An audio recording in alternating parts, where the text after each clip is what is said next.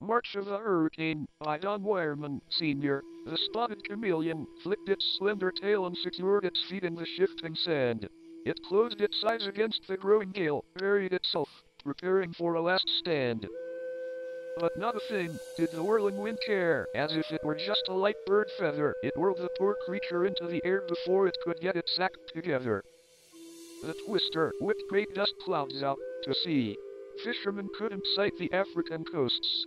It struck their boats with force they didn't foresee and ripped their sails skyward like wild, white ghosts. A woman on Cape Verde's Mandela Isle was busy hanging clothes up to dry. The whirling beast got stronger all the while. Little did she know it was her day to die. Fierce winds caught her up, tossed her in the deep. Close spun, climbed the dread tower of death, like flags to unwary ships yet asleep, unaware they were to breathe their last breath. The cyclone then beat waves into froth, made water into a spinning dervish. So very much terrible havoc it wrought it even snatched up a school of flying fish. The weather reports began to look grim. From everything their radars could tell, chances for it to come began to slim. All down the east coast rang the alarm bell.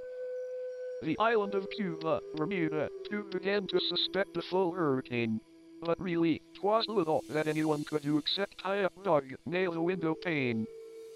Then news came it had become a Cat 4. It was clear to all the old sea hands that the huge monster was at Florida's door. Clearly, it was time for all ships to sket. To South America they all did sail. Then came a sudden change in the jet stream. Florida tourists much enjoyed that detail. To beaches they ran, their smiles did beam. Hurricane Mary became a Cat 5 and turned to the north, fast as she could go. Would anyone on the coast remain alive? Was there even one who really did know?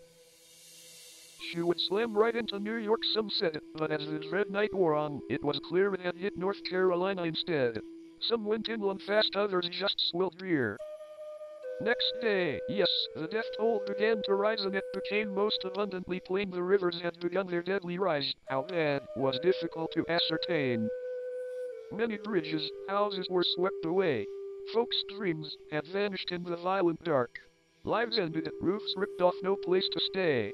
Uprooted trees strewn about in Central Park. Millions without electricity, gas hoped FEMA somehow soon would appear. Silence, waiting for the deluge to pass. Congress bickering was all they did hear. Seems no one had thought to put funds away to help when disaster would come to call.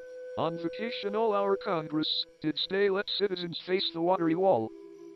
Then, as the storm clouds had somewhat eased, the sound of helicopters could be heard. Finally wet folks were becoming pleased, saw FEMA written on a whirly bird.